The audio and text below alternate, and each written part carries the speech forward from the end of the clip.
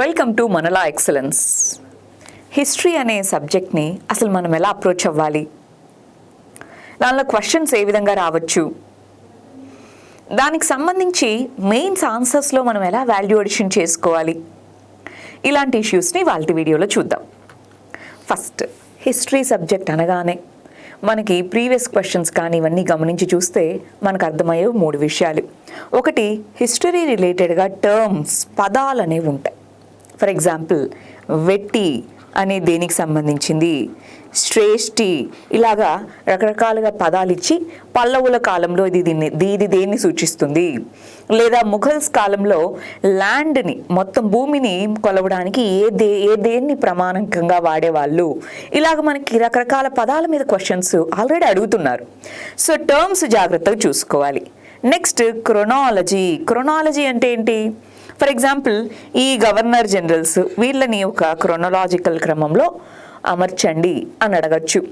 లేదా వీళ్ళ టైంలో ఏ పర్టికులర్ ఈ అడ్మినిస్ట్రేటివ్ యాక్టివిటీ ఉండేదనో, లేదా ఈ విధమైనటువంటి భూమి శిస్తు విధానాన్ని ఎవరి తర్వాత ఎవరు ఇంప్లిమెంట్ చేసుకుంటూ వచ్చారనో, ఇలాగ మనకి క్రొనాలజీ బేస్డ్ క్వశ్చన్స్ అడిగే అవకాశం ఉంది. అంటే టైం పీరియడ్ బేస్డ్ క్వశ్చన్స్. ఆ తర్వాత events, for example non cooperation moment, ఇలాగా ఈ మూడింటి మీదను, ఈవెంట్స్ మీదను, క్రొనాలజీ మీదను, టర్మ్స్ మీదను మనకి క్లారిటీ ఉండాలి. మరి అది క్లారిటీ, హిస్టరీలో క్లారిటీ అనగానే భయం వేస్తుంది. ఎందుకు? ఎన్నో రకాల పేర్లు, ఆ రాజు ఈ టైంలో ఈ కింగ్డమ్ని పాలించారు, ఈ సంవత్సరము, ఇలాగా నేమ్స్, ఇయర్స్ చాలా వస్తాయి. సో అన్నీ గుర్తుంచుకోవాలా? అది చాలామందికి ఉండే డౌట్. సార్ను అన్నీ గుర్తుంచుకోమంటారా? ఏ పేర్లు గుర్తుంచుకోవాలి? వీళ్ళ నాన్న ఈయన, వీళ్ళ కొడుకు ఇతన్ని చంపేసి ఇతను రాజు అయ్యాడు, ఇలాంటివన్నీ ఉంటాయి కదా హిస్టరీలో. మరి ఎలా గుర్తుంచుకునేవి అవన్నీ కూడా? దానికంటూ మనము ఏవి important, political history, social history, cultural history, administrative history, ఇలాగా హిస్టరీలోనే వివిధ ఆస్పెక్ట్స్ ఉంటాయి. వాటిలో పొలిటికల్ హిస్టరీ కంటే మిగిలిన వాటి మీద ఎక్కువ ఫోకస్ ఉంది. కానీ క్రొనాలజీ, పొలిటికల్ హిస్టరీ చదవకుండా మిగిలిన మనం చదవలేం. అంటే ఈ కింగ్ ఈ పీరియడ్కి సంబంధించిన వ్యక్తి అని మనం అసోసియేట్ చేయకుండా నెక్స్ట్ మనం చదవలేం.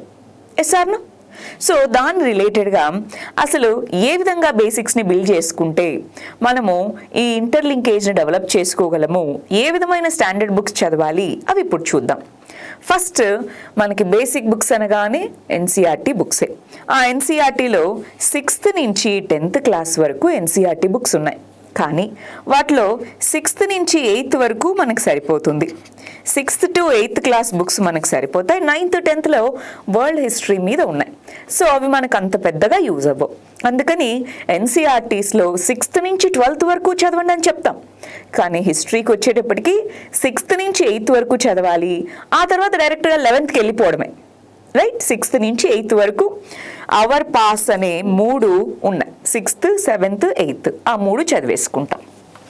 సరే, ఆ తర్వాత 11th and 12th history books, వాటిలో ancient history, medieval history, modern history 3 cover అయ్యాయి. సో ఈ 3 చదువుకుంటాం. మోస్ట్లీ ఇవి మనకి సరిపోతాయి, ఈవెన్ స్టాండర్డ్ బుక్స్ లాగా కూడా సరిపోతాయి. కానీ ఆ 6th to 8th base build చేసి ఇవన్నీ చదివిన తర్వాత కూడా మోడర్న్ ఇండియా అనేది మనకి ఈ 3 ఎక్కువ స్కోర్ అయ్యే ఏరియా. సార్ను సో మరి అందుకని మోడర్న్ ఇండియా మీద కొంచెం స్పెసిఫిక్గా ఎక్కువగా చదువుకోవాలి. ప్లస్ యూపీఎస్సీకి అయితే మనకి మెయిన్స్లో ఏన్షియంట్ మిడివల్ లేదు, ప్రిలిమ్స్లో ఉంది, మెయిన్స్లో లేదు. మెయిన్స్లో ఉండేది మోడర్న్ ఇండియా మాత్రమే. అందుకోసం మోడర్న్ ఇండియా మీద ఇంకొకటి ఏదైనా స్టాండర్డ్ బుక్ అనేది చదివి పెట్టుకుందాము. ఇంకొంతమంది ఈ ఎన్సీఆర్టీస్ ఓల్డ్ చదవాలా, న్యూ చదవాలా అని డౌట్. ఓల్డ్కి న్యూకి డిఫరెన్స్ కొంచెం ఉంది, 1% అంతే.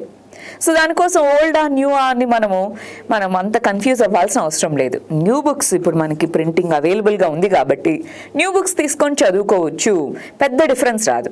అది కాకుండా ఇంకా మనకి ఏమేమి డౌట్స్ ఉంటాయి? అసలు ఈ ఎన్సీఆర్టీస్ బదులు తమిళనాడు హిస్టరీ బుక్స్ తీసుకుంటాను, తమిళనాడు హిస్టరీ బుక్స్లో 11th and 12th చదివేసుకుంటాను, సరిపోతాయా? ఎస్, అవి కూడా మనకి బేసిక్స్ని బిల్డ్ చేస్తాయి.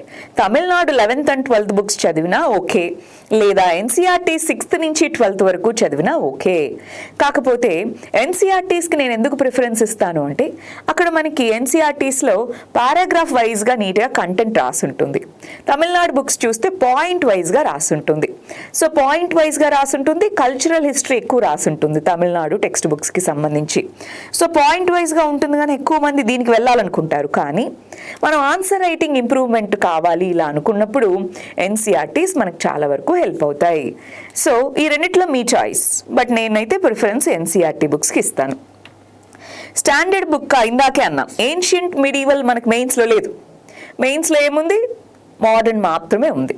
సో ఎన్సీఆర్టీ చదివినా సరే మెయిన్స్ కంటూ ఇంకొంచెం స్పెసిఫిక్గా ఎక్కువ చదువుకునేందుకు స్పెక్ట్రమ్ అనే ఈ బుక్ని మనం స్టాండర్డ్గా పెట్టుకోవచ్చు. ఇది ఎందుకు స్టాండర్డ్గా పెట్టుకోవాలండి? ఇదే ఎందుకు బుక్ చాలా ఉన్నాయి బుక్స్ అన్నీ కూడా. ఇది కొంచెం సింపుల్ లాంగ్వేజ్లో పాయింట్స్ ఎక్కువ కవర్ అయ్యేలాగా రాశారు కాబట్టి మనకు ఆన్సర్ రాసేటప్పుడు అప్పుడు మనకు కొంచెం హెల్ప్ అవుతుందని ఈ స్పెక్ట్రమ్ అనే బుక్ని మనం ప్రిఫర్ చేస్తున్నాము. రైట్? సరే, మరి వాల్యూ ఎడిషన్ అందరూ చదువుతారు కదా, ఎన్సీఆర్టీస్ అందరూ చదువుతారు, అందరూ కూడా ఈ స్టాండర్డ్ బుక్ చదువుతారు, స్పెక్ట్రమ్ అని అందరూ చెప్తుంటారు. మరి మనకి ఎలాగా ఆ ఒక్క క్వశ్చన్కి +1, ప్రతి క్వశ్చన్కి ఒక +1 వస్తే మనమే టాప్లో ఉంటామా? మిగిలిన యావరేజ్తో పోలిస్తే +1 మనకు వస్తూ వచ్చింది, టాప్లో ఉంటామా? సో దానికోసమే వాల్యూ ఎడిషన్ చేసుకోవాలి. అదేలాగా మ్యాప్స్తో మనము ఈవెంట్స్ని ఇంటర్లింక్ చేసుకోగలగాలి. ఫర్ ఎగ్జాంపుల్ పల్లవుల యొక్క కింగ్డమ్, పల్లవాస్ గురించి మీరు ఏదో రాస్తున్నారు, మ్యాప్ పాయింటింగ్ కొంచెం చూపిస్తూ రాస్తే మంచి స్కోర్ రావచ్చా? అలాగే క్రొనాలజీ అంటే ఏ టైం పీరియడ్ తర్వాత ఏది జరిగింది, ఏ రాజు తర్వాత ఎవరు వచ్చారు, ఏ ఈవెంట్ తర్వాత ఏది జరిగింది, దేని కాన్సిక్వెన్స్ ఏంటి, దీన్ని క్రొనాలజీ అంటాం. సో ఆ క్రొనాలజీ మీద మనం వర్క్ చేయొచ్చా? ఎస్. సరే, మరి ఇవన్నీ ఎలా తెలిసాయి? క్రొనాలజీ చదవాలి, టర్మ్స్ చదవాలి, మ్యాప్ బేస్డ్గా చదువుకోవాలి హిస్టరీని. ఇవన్నీ ఎందుకు అనుకుంటున్నాం?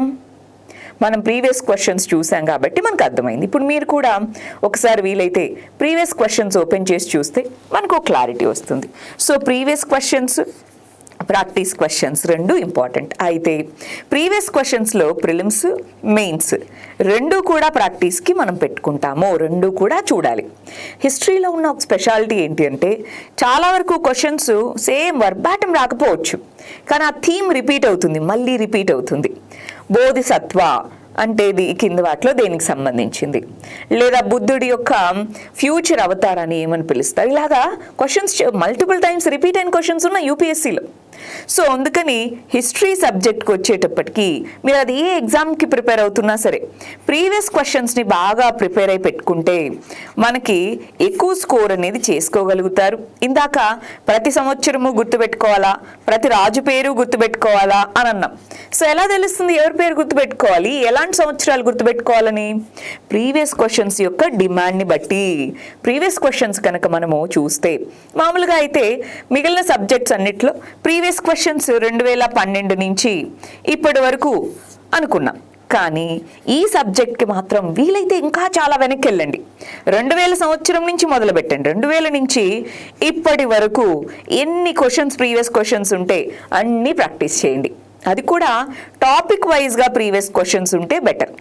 మీరు సింధు నాగరికత, ఇండస్ వ్యాలీ సివిలైజేషన్ అనే టాపిక్ చదివారనుకుందాం, చదవగానే దాని రిలేటెడ్ క్వశ్చన్స్ చూసుకుంటే ఓహో ఇంకా నాకు ఇక్కడ గ్యాప్స్ ఉన్నాయి, ఇంకా ఇది బాగా చదవాలి, లేదా దీంట్లో ఇంకొంచెం డెప్త్ నేర్చుకోవాలి, ఇలా తెలుస్తుందా లేదా? సో టాపిక్ వైజ్గా prelims questions, mains questions topic వైజ్గా సెగ్రిగేట్ చేసినవి కనుక చదువుకోగలిగితే మనము ఏ క్వశ్చన్ని ఎంత డెప్త్లో అడుగుతారు, ఏ టాపిక్ని ఎక్కడి వరకు చదవాలన్న స్కోప్ మనకు అర్థమవుతుంది. సో అందుకని ప్రీవియస్ క్వశ్చన్స్ మీద మనం కొంచెం గ్రిప్ అనేది తెచ్చుకోవాలి, వాటి నుంచే మెయిన్స్ క్వశ్చన్స్ తీసుకొని ప్రాక్టీస్ చేసుకుంటూ వెళ్ళాలి. సరే, హిస్టరీకి సంబంధించి ఒకసారి ఓవర్వ్యూ చూద్దామా? 6th to 8th NCERTs basics కోసం, 11th and 12th NCERTs ancient medieval modern, spectrum standard బుక్గా పెట్టుకుంటాం, మ్యాప్స్ క్రొనాలజీని బేస్డ్గా చదువుకుంటాము, ప్రాక్టీస్కి ప్రీవియస్ క్వశ్చన్స్, మాక్ టెస్ట్లు ఇవన్నీ కూడా పెట్టుకుంటాం. ఈ విధంగా మనం హిస్టరీని అప్రోచ్ అవ్వాలి. హిస్టరీలో ఇంకొక విషయం ఇంపార్టెంట్, 10 క్వశ్చన్లు అడిగితే 10కి 10 రావాలి అంటే చాలా కష్టం. కొన్నిసార్లు చాలా డైరెక్ట్గా క్వశ్చన్స్ రావచ్చు కాబట్టి 10కి 10 వచ్చే సిచ్యువేషన్ తక్కువ ఉండొచ్చు. కానీ 10కి 7, 8 తెచ్చుకునే లాంటి సిచ్యువేషన్ ఉండాలి కదా ప్రిలిమ్స్లో. ఉండాలి అంటే ఈ విధంగా మనం ఒక అప్రోచ్ ప్రకారం ప్రిపేర్ అవ్వాలి. ఏదో ప్రిపేర్ అవుతున్నామంటే ప్రిపేర్ అవ్వాలని కాదు, ఒక అప్రోచ్ అనేది మనం ఫాలో అవ్వగలగాలి. రైట్? దీనికి సంబంధించి ఇంకేమైనా క్వశ్చన్స్ కానీ క్వరీస్ కానీ ఏమున్నా సరే ఒకసారి కమెంట్ సెక్షన్లో అడగండి. దాన్ని బేస్ చేసుకుని ఇంకా ఎలా ఇంప్రూవైజ్ చేద్దాము, ఏ విధంగా ఇంకేమైనా డౌట్స్ ఉన్నాయి వీటిని అప్రోచ్ అవ్వడంలో, ఆన్సర్స్ ఎలా రాయాలి, ఇలాంటివన్నీ కూడా మనం తర్వాత సెషన్స్లో డిస్కస్ చేద్దాం. All the very best. Thank you very much. All the best.